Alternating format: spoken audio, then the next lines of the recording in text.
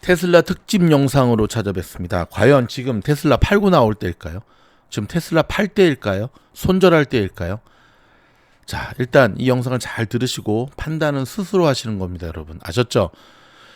자, 보통 이렇게 판단이 잘 쓰지 않을 때는 나의 포지션과 좀 반대쪽에 있는 포지션의 사람들의 이야기를 들어볼 필요가 있습니다. 일단 테슬라를 팔지 말고 그대로 가지고 가야 된다는 분들의 이야기는 너무 많으니까 살짝 제치해두고, 지금 같은 상황에서 테슬라의 매도를 부르짖는 아이비들의 의견들을 한번 하나씩 곰곰이 짚어보고 생각을 해보면 거기에 대한 답이 좀 나오거든요. 자, 대표적으로 월가에서 최근 나온 리포트 가운데 테슬라를 팔아야 된다고 강력히 이야기하는 리포트 하나를 제가 딱 뽑았습니다. 그리고 일단 이 서머리 부분 한번 읽으면서 하나씩 생각을 해보겠습니다. 자, 테슬라를 팔아야 되는 이유를 여기서는 총 4가지에 걸쳐서 이야기를 하고 있는데요. 첫 번째는 지금 테슬라가 오른 것은 트럼프 트레이딩의 결과다. 여기 보면 나오죠. 첫 번째, 도널드 트럼프 대통령이 도와가지고 도박해가지고 성공해서 오른 거다. 자, 두 번째, 자, 트럼프 행정부가 지금 7,500불 그거 EV 세액 공제 없애버린다 그랬잖아요. 그렇게 되면 결국 테슬라도 같은 전기차기 때문에 경쟁력이 사라질 수밖에 없다. 그러니까 지금 빨리 팔아야 된다. 오케이? 자, 세 번째는, 자, 지금 일론 머스크가 이제 연방 정부 쪽으로 됐는데, 연방 정부에서 아무리 테슬라에 대한, 특히 FSD에 대한 걸 지원을 한다 하더라도 그 과정 자체가 워낙 시간이 많이 걸리기 때문에, 그렇죠? 그리고 또 하나, 이미 미국 현지에서는 웨이모의 시장 장악 능력이 굉장히 크기 때문에 쉽지 않을 거다. 오케이. 근데 여기 너무 목매서는 안 된다. 그다음에 네 번째는, 자, 지금 테슬라 투자자들은 현재 테슬라가, 야, 대박입니다. 저도 지금 보면 오버밸류 돼 있다는 거예요. 거의 과대 버블 광고 수준인 100배 전망의 EPS 추정치에서 이제는 벗어날 때를 기다려야 되고, 그래서 지금 굉장히 오버밸류 돼 있으니까 지금 테슬라를 팔아야 된다 라고 이야기를 하고 있는 거거든요. 자, 하나까지 더 보고 우리 한번 진행을 해보도록 할까요? 자, 여기도 보면 조금 작죠. 자, 왼쪽은 이제 테슬라를 계속 사야 된다, 황소를 부르짖는 쪽이고, 오른쪽은 이제 테슬라를 이제 팔아야 된다라고 하면서 이제 곰의 입장에서 테슬라 얘기하는 건데, 여기 부분 한번 좀 볼까요? 자, 테슬라를 팔아야 된다. 자, 첫 번째를 보면 선거 이후에 너무 많이 올랐다는 거예요. 그래서 너무 많이 비싸졌다.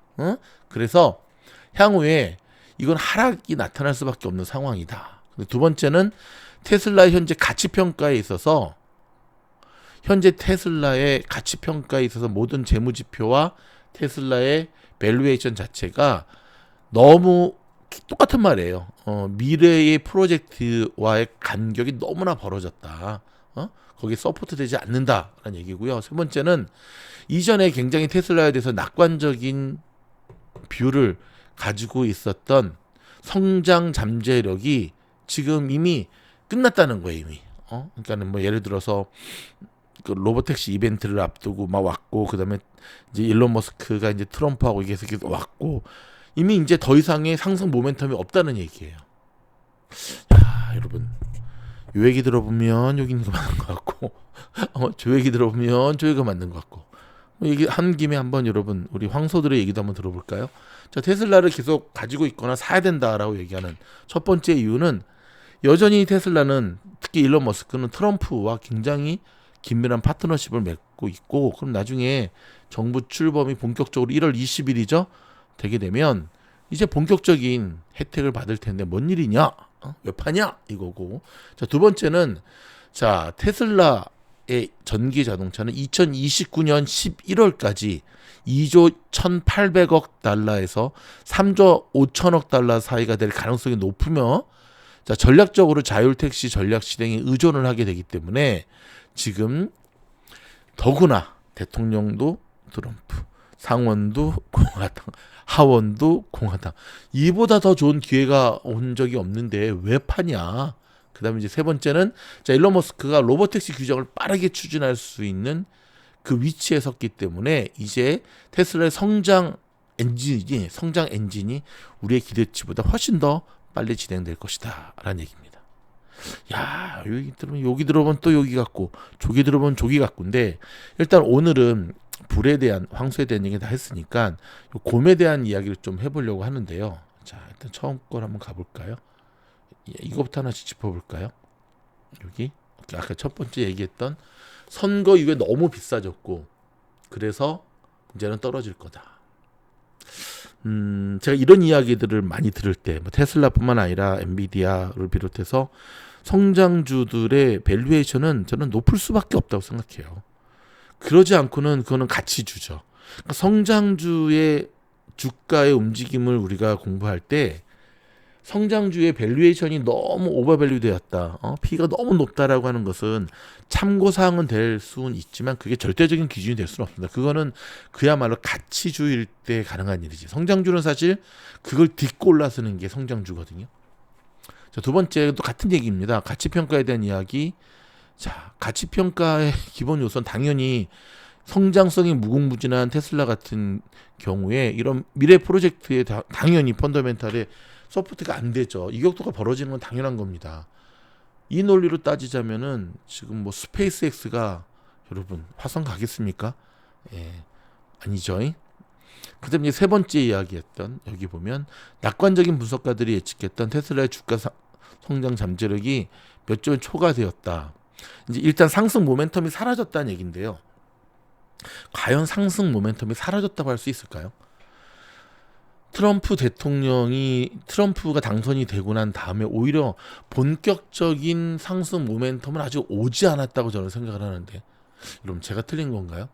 본격적인 테슬라의 상승은 아직 오지 않았습니다. 왜냐하면 아직 지금 트럼프 2.0이 출발도 안 했잖아요. 근데 뭐가 모멘텀이 사라졌다는 건지 모르겠네.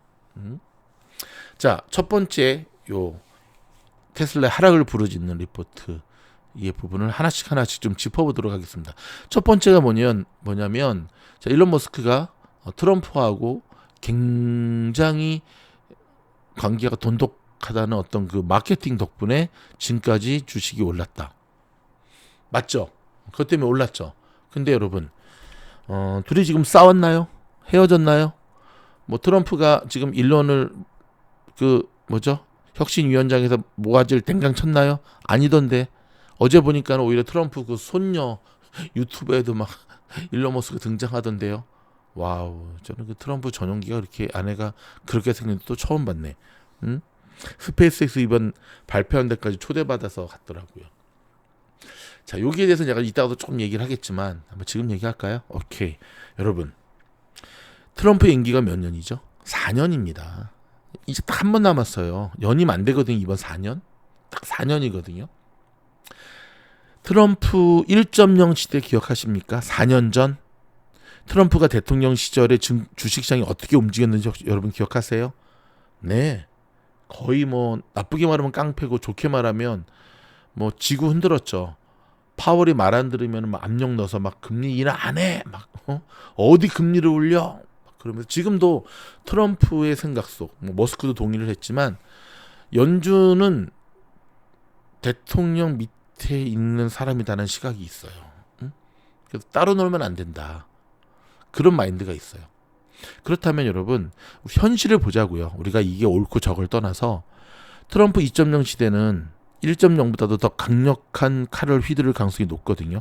그렇다고 한다면 맞습니다.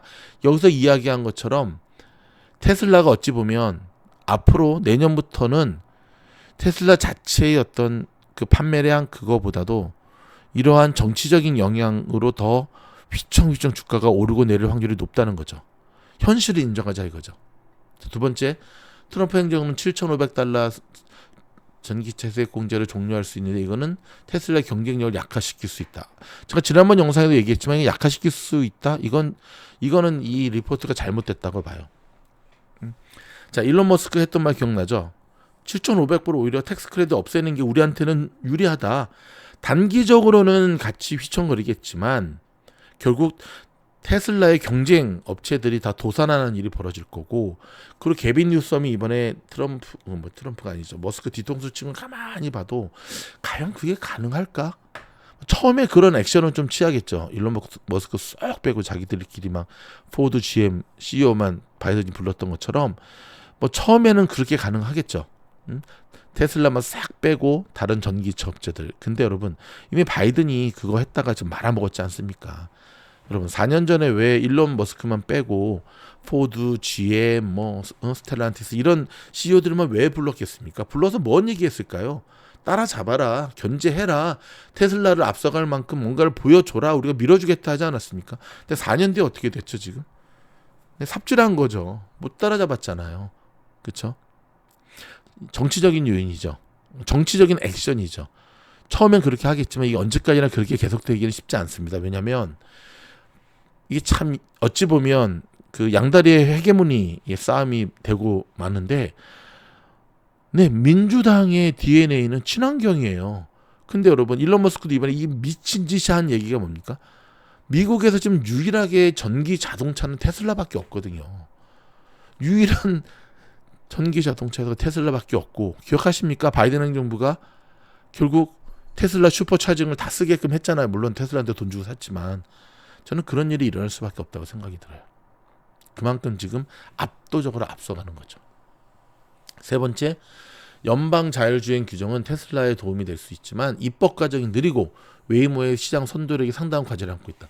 자, 입법 과정이 느린 거는 삼척동자도 다 아는 거죠. 하지만 이 리포트가 한 가지 놓치고 있는 부분이 있습니다. 뭐냐면 주식은 6개월 선행, 미래의 꿈을 먹고 산다는 거예요.